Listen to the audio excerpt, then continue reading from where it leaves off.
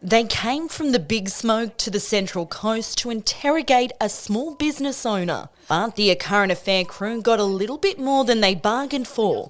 From lockdown to smackdown. Bring the car down. What are you going to do? No. The City Slickers interview approach didn't sit too well with Wyoming gym owner Reese Keane. I mean, everyone else is doing the right thing. You look so. Yeah. Stand up, man. Let's go. What do you mean? Stand up. What do you mean? Come to me and be hostile towards me. Stand up like a man. I'm just... Their purpose was to call me out for breaching the COVID guidelines. But they were really here just to, I believe, just antagonise me and to, I don't know, well, they came from a place of hypocrisy as well.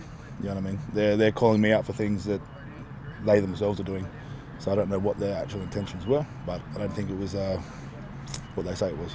It comes after the 31-year-old was fined $1,000 last week after 3 people were found inside the premises.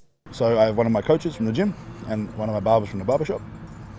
They were in the gym. They had gotten here just before our session time started outside, which was at 4 o'clock. And they were in the process of opening the gym, getting the equipment out. At the same time, the police officers arrived and spotted them in the gym, and obviously then proceeded to find me. But Reese questions ACA's double standards. The line of questioning was, what gives you the right to keep your gym open? And to me, that's him coming to me as someone's... I don't believe his job is essential to come here and hassle me, and he's telling me my job's not essential. Why does he have the right to earn money and I don't? So you've gone off at him, Yep. but then what's proceeded from there? They've still... I've lost it at him, and then he's obviously gone running away. Followed him down the street, told him to get in his car and leave. They eventually got in their car. Then they pulled up across the road from me in the middle of the road and started asking questions out the window, hanging out the window, 3 of them in the car. So you can confirm you've cited all 3 Oh, yes. in the same car? Yes. Central Coast News has made several inquiries as to whether or not ACA has breached carpooling restrictions within their essential work clearance and is waiting on a final response from Service New South Wales. However, ACA went on to call Reese a pandemic pest on national television. This powerlifting champ is a pandemic pest. Well, for me, luckily, I have thick skin, but anybody else, I mean, that could, the fallout from something like this to someone who doesn't necessarily have thick skin could be disaster. Like, people end their own lives over this sort of stuff. I have people from the public, a lot of support. There's also a few people sending me messages trying to kill myself, all sorts of things like that. My name has definitely been run through the mud, and my business as well. Again, I'm just trying to create a place for people to come to improve their mental health, to get physically stronger, to feel better. Everyone here, they love being here. So for them to come down here and make me out to be something I'm not, I don't think it's the right thing to do. But it's not the first time the news program has ruffled feathers on the Central Coast, bringing made-up signs to the peninsula and inciting anger outside council chambers. ACA was even reprimanded by Media Watch in March this year for not revealing the full facts on a police domestic violence story in Wyong. So why did Nine gloss over this major problem? The network did not give us an answer.